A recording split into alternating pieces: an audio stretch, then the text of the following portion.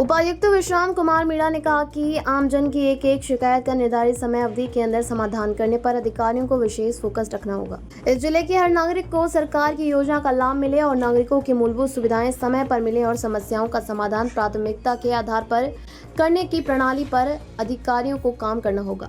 इस जिले के नागरिकों की समस्याओं के समाधान और मूलभूत सुविधाएं उपलब्ध करवाने पर मुख्यमंत्री नायब सिंह सैनी का विशेष फोकस है। इसलिए सभी अधिकारी और कर्मचारी मेहनत और ईमानदारी के साथ अपनी ड्यूटी का निर्वहन करें। उपायुक्त विश्राम कुमार मीणा शुक्रवार को लघु सचिवालय के सभागार में सीएम विंडो, जनसंवाद, सीपी ग्राम पोर्टल, सोशल मीडिया पोर्टल समाधान शिविर की शिकायतों को लेकर समीक्षा कर रहे थे। उन्होंने कहा कि आमजन को मुख्यमंत्री के पास चंडीगढ़ समस्या न लेकर जाना पड़े, इसके लिए जिला मुख्यालय पर सीएम विंडो सेवाएं आमजन को उपलब्ध करवाई हैं। इससे सीएम विंडो पर अब तक 11,682 शिकायतें प्राप्त हुई हैं।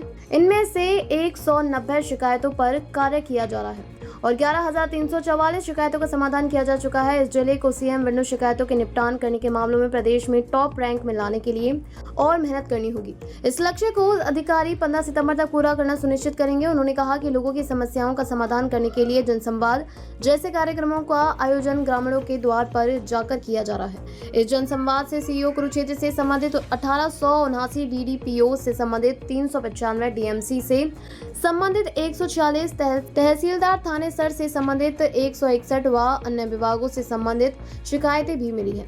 इन शिकायतों का हर विभाग निर्धारित समय अवधि के अंदर निपटान कर रहा है। इसमें 1-2 विभाग के पास अभी भी कुछ शिकायतें लंबित हैं। इन शिकायतों का एचओडी व्यक्तिगत रूप से ध्यान देंगे और शिकायत का समाधान करने के उपरांत पोर्टल पर रिपोर्ट को अपडेट करेंगे। इस मामले में जरा सी भी लापरवाही नहीं बरती जानी चाहिए, क्योंकि मुख्यमंत्री स्वयं इस विषय को गंभीरता से लेकर कार्य कर रहे हैं। जनता की ग्रीवेंसेस सुनना और उनका निराकरण करना, सभी विभागों से तालमेल करते हुए जो जिले को आगे ले जाना और जो पहले जो जितने भी प्रोजेक्ट्स और जितने भी इनिशिएटिव्स जो पहले के सभी अधिकारियों ने, पूरी टीम ने, जो टीम कुरुक्षेत्र है हमारे अधिकारियों की, इन्होंने जो लिया उन्हीं को आगे बढ़ाना। कोई विभागों का आपस में कोऑर्डिनेशन की वजह से कोई प्रोजेक्ट डिले ना हो, ये एक वरीयता रहेगी। साथ ही कुरुक्षेत्र जो है वो चूँकि एक हमारी महत्वपूर्ण सिटी है, बहुत सारे पर्यटक भी यहाँ पे आते हैं। माननीय मुख्यमंत्री जी का एक विजन है कि स्वच्छता में जो है कुरुक्षेत्र रैंक 1 आए, तो यही एक सबसे बड़ी वरीयता रहेगी। आज अधिकारियों के साथ सुबह जितने भी हमारे समाधान शिविर, सीएम विंडो, सीपी ग्राम्स, जनसंवाद, जितने भी पोर्टल है उनकी एक डिटेल समीक्षा की गई और समीक्षा के दौरान सभी विभागों को स्वच्छता पे भी एक बात की गई। सभी विभागों के सहयोग से हम स्वच्छता की एक जो ऑलरेडी एक पहल चली हुई है, उसी पहल को ही हमने उसको गति देना है ताकि स्वच्छता में हमारी वो बहुत अच्छा करें। स्वच्छ सर्वेक्षण के जो मानक हैं उसके हिसाब से काम अपनी कार्यरेखा बनाएं। आज भी हमने डीएमसी और हमारे सारे सेक्रेटरीज को एक और सुबह की बैठक के बाद अभी आफ्टरनून में भी एक और बैठक के लिए बुलाया हुआ है ताकि इसकी एक रूपरेखा बने और रूपरेखा पे हम अगले हफ्ते से जो है वो कार्य शुरू करने का प्लान करेंगे। तो ये वरीयता रहेगी। साथ ही जो पोर्टल्स के रिव्यू करें उसमें भी माननीय मुख्यमंत्री जी का स्पष्ट निर्देश सभी जिलों में है और वही हमारे लिए भी लागू होता है कि आम जन की सुनवाई वरीयता है।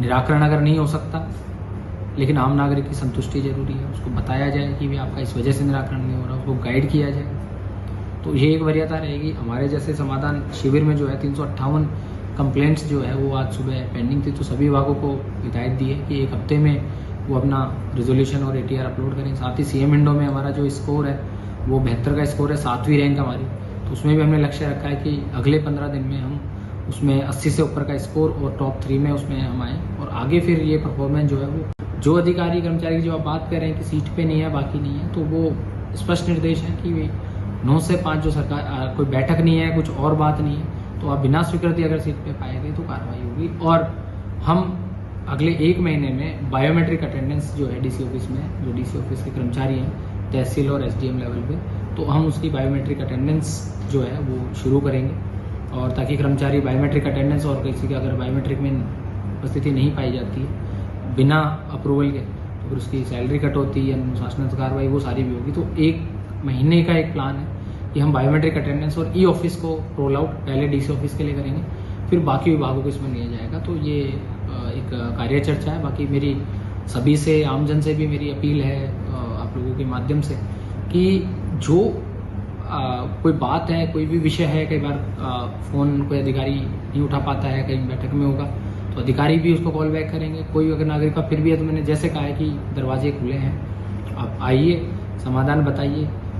समाधान शिविर तो डेडिकेटेड है, उस दिन तो आपको बिल्कुल ही सोचना नहीं है। इनिशिएटिव हमने कल ही वो ले लिए। एक तो डीसी ऑफिस में जो वर्किंग होगी वो ई ऑफिस के माध्यम से होगी, तो कल ही ब्रांच को बैठक करके उनको निर्देश दिए हैं, उनकी मंडे ट्रेनिंग बुलाइए और ट्रेनिंग करा के, चूँकि पहले भी ऑफिस जो है कार्य करे हैं लेकिन वो बंद हो गए थे और अधिकारियों ने उसको लगातार इस्तेमाल नहीं किया था।